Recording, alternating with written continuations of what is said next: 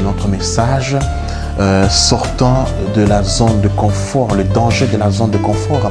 Et pour continuer, nous allons lire dans l'évangile de Matthieu, le chapitre 11, le verset 12.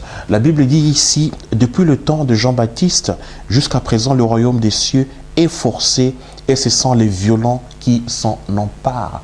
La Bible nous dit clairement que depuis le temps de Jean-Baptiste jusqu'à présent, le royaume de Dieu est forcé et ce sont les violents. Mais frère et sœurs, le violent, c'est celui qui sort de la zone de confort. C'est celui qui refuse de vivre une vie ordinaire comme tout le monde. C'est celui qui refuse de ressembler à tout le monde. C'est celui qui refuse de cette facilité de se détendre, de dépendre de la zone de confort. C'est celui qui a appris à sortir de l'ordinaire, à faire des choses extraordinaires. Frères et sœurs, nous devons être de ceux-là.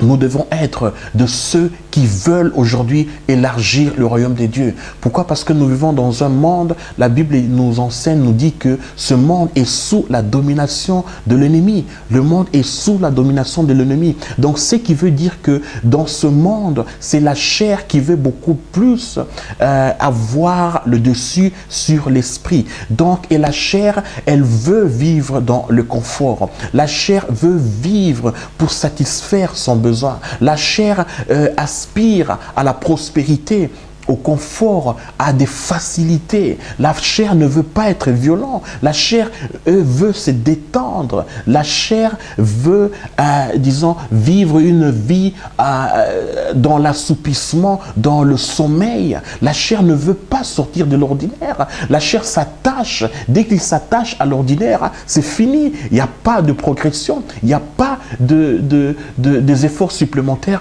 Mes frères et sœurs, vous êtes ceux qui doivent sortir de l'ordinaire. Sortons de l'ordinaire. Pourquoi? Parce que la routine, l'ordinaire, mes frères et sœurs, apportera seulement les mêmes résultats que vous avez eu autrefois.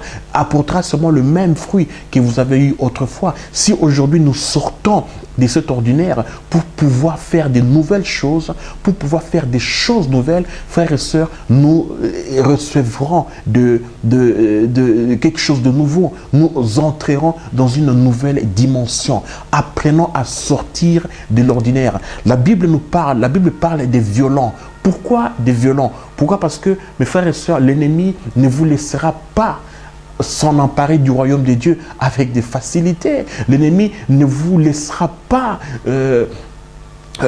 élargir le royaume de Dieu dans la facilité. L'ennemi ne vous laissera pas que le royaume de Dieu ait de l'ampleur avec la facilité. Donc il faut lutter contre sa chair, lutter contre ses émotions, lutter contre